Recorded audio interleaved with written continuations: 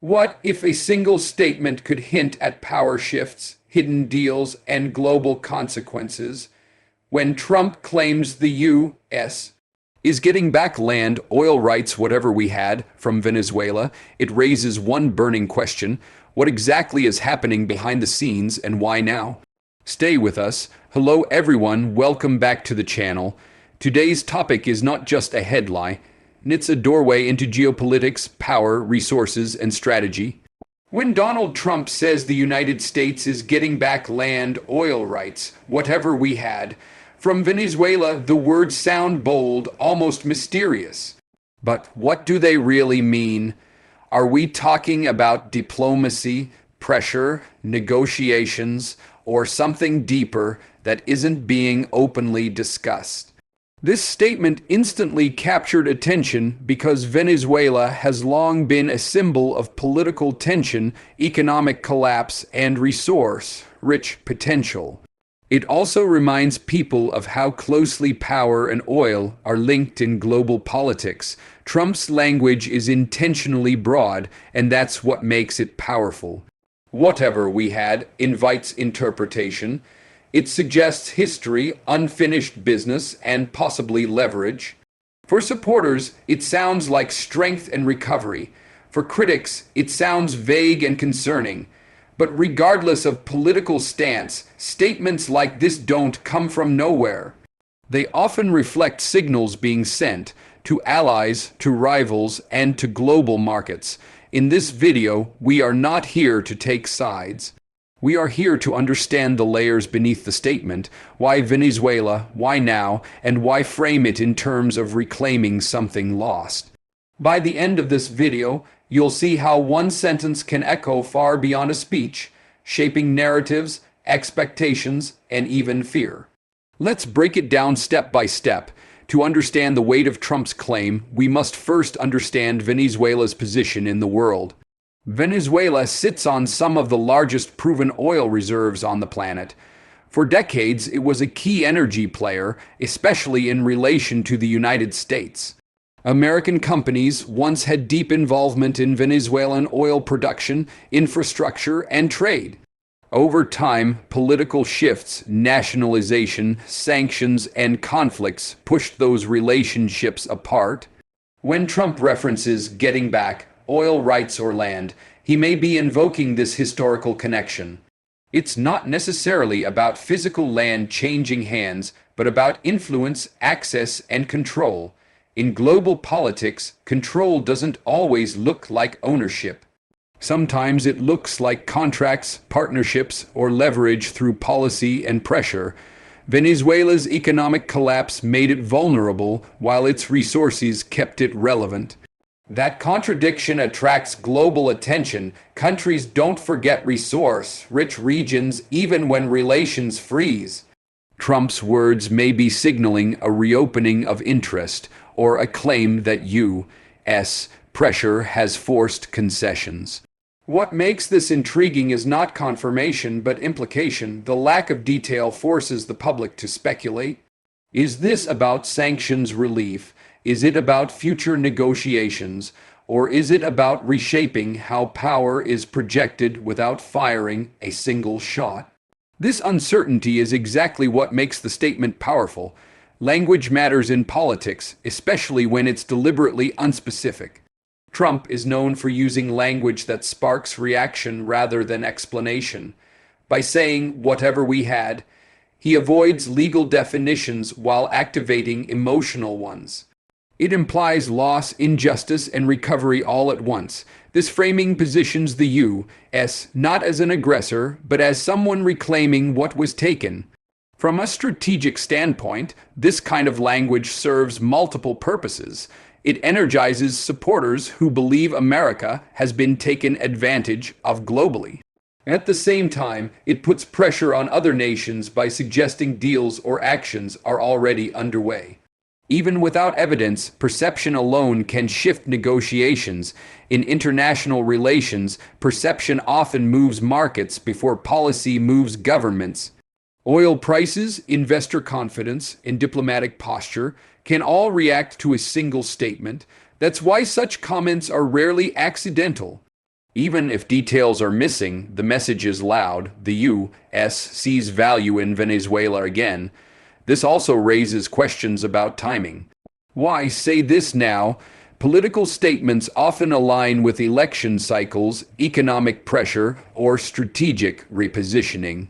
Whether symbolic or literal, the claim forces attention back to Venezuela and reminds the world that resources still define power in the modern age. Another layer to consider is how this statement plays domestically. For American audiences, the idea of getting something back taps into economic anxiety and national pride. Oil rights represent jobs, energy independence, and economic leverage. By framing it as recovery, Trump connects foreign policy directly to everyday concerns at home. This narrative simplifies a complex reality. International agreements, sanctions, and sovereignty are complicated issues. But the public doesn't react to complexity, they react to clarity and confidence. Trump's statement offers certainty without details, and that's often enough to shape opinion. At the same time, critics hear warning signs. They question whether such claims risk escalating tensions or oversimplifying serious geopolitical matters. Venezuela is not an empty chessboard, it's a nation with people, politics, and allies. Any shift in U.S. posture affects not just Venezuela, but global alignments involving other major powers. This tension between simplicity and complexity is where curiosity grows. Supporters ask, how did he do it? Critics ask, at what cost? And neutral observers ask, what's really happening behind closed doors? These questions keep the story alive even without answers. Let's talk about oil, because oil is never just oil. It represents energy security, economic stability, and geopolitical leverage. For decades, control over oil routes and reserves has shaped wars, alliances, and global power structures. Venezuela's oil is heavy, difficult to refine, but massive in quantity. That alone makes it strategically important. If the U.S. regains access directly or indirectly, it shifts dynamics not only in Latin America, but across global energy markets. It could reduce dependence elsewhere, influence prices, and alter bargaining power with other oil-producing nations. Even the hint of such a shift can ripple across economies. Trump's statement may be aimed as much at global competitors as at Venezuela itself. It signals that the U.S. is not stepping away from resource politics.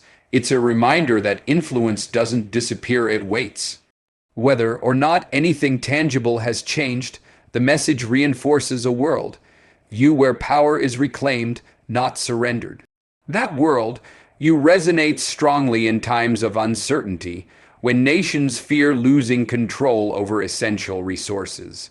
International reactions matter just as much as domestic ones. When a former or potential future leader makes a claim like this, other countries listen carefully. Allies may seek clarification, rivals may reassess strategies, markets may react with caution or speculation. Venezuela itself is placed in a difficult position. Silence can suggest weakness, while response can escalate attention. This is the strategic trap of bold statements. They force reactions even when none are desired. History shows that major geopolitical shifts often begin with rhetoric long before policy is visible. Words prepare the ground, they test reactions, they reveal pressure points. Trump's claim could be seen as such a test gauging how the world responds to the idea of renewed U.S. influence in Venezuela. This is why curiosity is justified. Even if nothing immediate follows, the statement plants a seed. And in geopolitics, seeds can grow quietly until they suddenly reshape the landscape. Another important angle is credibility. Trump's supporters often trust his confidence and interpret his words as evidence of behind-the-scenes success. Critics demand proof and transparency. This divide ensures that the statement remains controversial, debated, and shared. In the digital age, controversy fuels visibility. The more people argue about meaning, the further the message spreads. That alone makes such statements powerful tools. They dominate conversation without requiring explanation. Whether factual, exaggerated, or strategic, the claim becomes part of a larger narrative about American strength, decline, or resurgence depending on who is listening. And narratives shape elections, policies, and public mood. This is why understanding the structure of such statements is crucial. They are not just about truth or falsehood. They are about influence. Zooming out, this moment reflects a larger global pattern. Nations are rethinking supply chains, energy security, and influence zones. Old relationships are being reconsidered. Dormant conflicts are resurfacing. In this context, Venezuela becomes relevant again, not because it changed, but because the world did. Trump's words tap into this shifting reality. They suggest a return to hard, interest politics, where resources and leverage matter more than ideals. For some, that's reassuring. For others, it's alarming. But either way, it's honest about one thing. Global power is still tied to control, access, and influence. And no nation with valuable resources is ever truly forgotten. So what should we, as viewers and thinkers, take from this? First, not every bold statement is a confirmed action.